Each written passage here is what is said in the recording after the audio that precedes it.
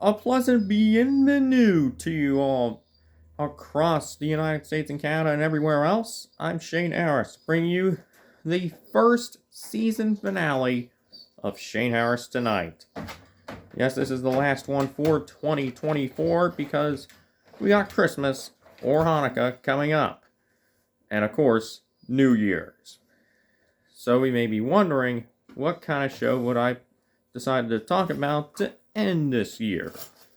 So, last week I told you that Mission Force 1 had a lot of lore, a lot of craziness, and stuff you wouldn't see out of a cartoon for a certain age type.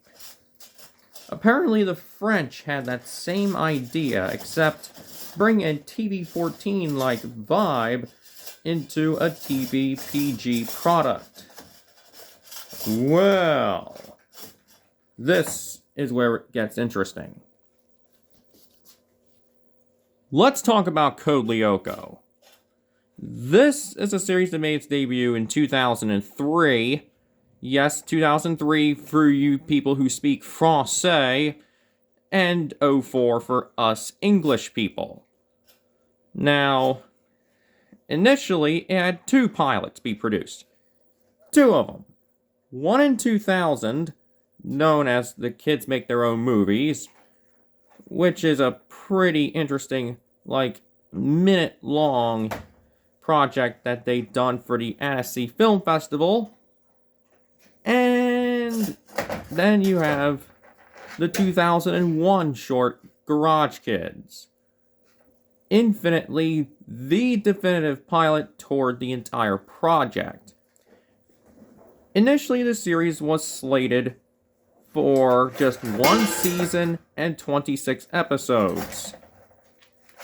Thank you for the drum clash down there, Darwin. Anyway, the episode had 26 in total for season 1 initially, if Garage Kids was planned to go the way it should. And then they got the green light to do the project, but they needed to do a couple things because they don't want it to skew too much of an adult-like feel. Because the producers were heavily influenced by The Matrix. And that's pretty true because I've seen Rhys Davies' video known as Lyoko Decoded.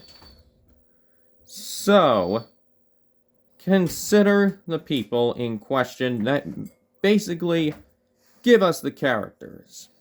Unfortunately, Xfinity did not have the balls to put in a poster with Sharon Mann's own character, Jeremy Belpois, the main brains of the operation and best known for his iconic turtleneck. However, Sharon Mann does have another character, Aelita Schaefer, in pink. But don't worry, Barbara Scaff as Ulrich, Matthew Gatesky as Odd, and Mirabelle Kirkland as Yumi all make up a phenomenal team, and later on, David Gassman as William. And the added bonus of Jodie Forrest in a majority of episodes as the resident asshole known as Elizabeth Delma, aka Sissy. Unfortunately, Forrest has passed away a long time ago. There we go. Now, this series is more than just that stupid sentence.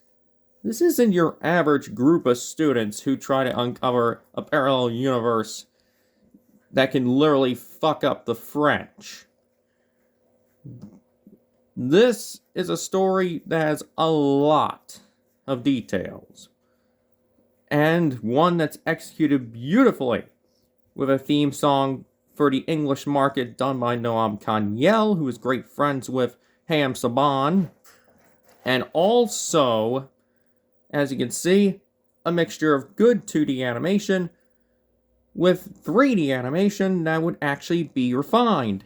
And note these are the season Season 4 outfits that the characters would use whenever they're fighting in the virtual world. So, that is a little bonus for you. This series managed to become very successful for the same stuff I mentioned. Good story, good theme music, good everything.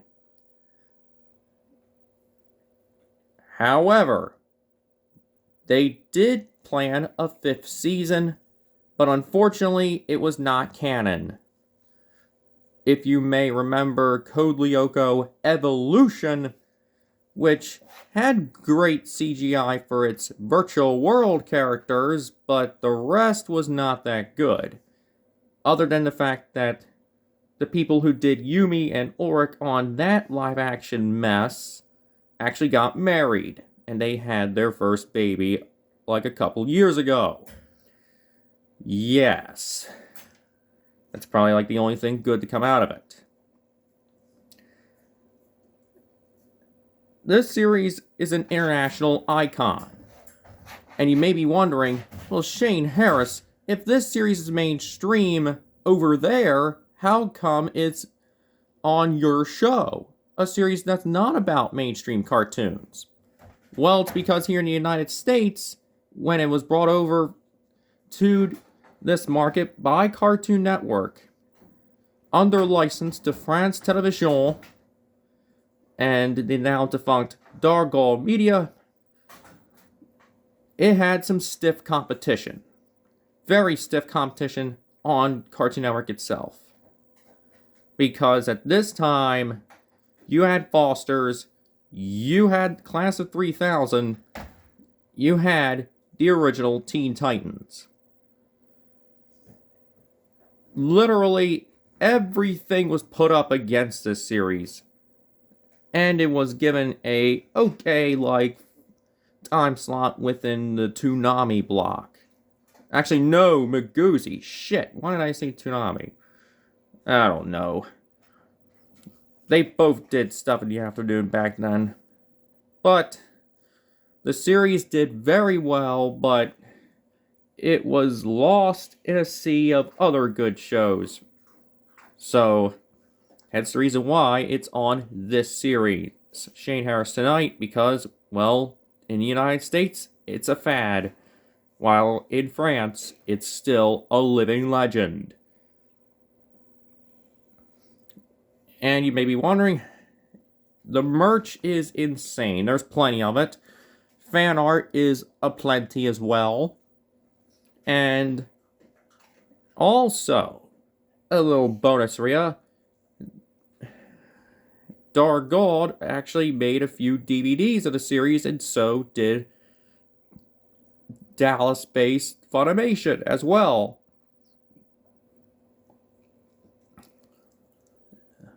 Alright. Yeah, there we go. Anyway, the results for the DVDs is not that good. 4x3, only in stereo, blah blah blah. While the French got the DVD from Universal. And the results are over there as well. And last but not least, when it comes to this series, the French love the theme song this show has. Especially the man who sang the French theme tune, Julien Lamasson. There's plenty of YouTube footage out there where you see the fans going along with it without the need of assistance. It's just that damn popular. And you may be wondering where to watch this series if you're an American. Well, Netflix has every episode. And apparently if you have a cable box that can go up to the thousands, you can watch it in Latin American Spanish on Primo, which happens to be in prime time, 9:30. Prime time. How about that? Apparently that's the same channel that carries Grossology in Espanol right now. They also air it in prime time. How about that? There's plenty of fan-made stuff out there outside of fan art. There's this game called IFSCL, the fictional interface of Code Lyoko, which is pretty damn good. Has a very gripping story, and they also brought back Sharon Mann for that project, which is pretty sweet as well. And now, that concludes Shane Harris and I for 2024. But we're not done in terms of videos this year. Coming up, I'll give you a poem on Sunday night that'll basically give you a synopsis of all the cartoons I talked about this year, plus another poem that'll give you a preview of what's to come from January with the Jigsaws all the way up to stuff that's being put out in mid-April.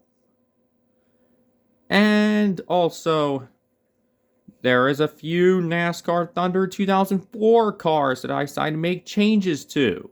3 of them, in fact.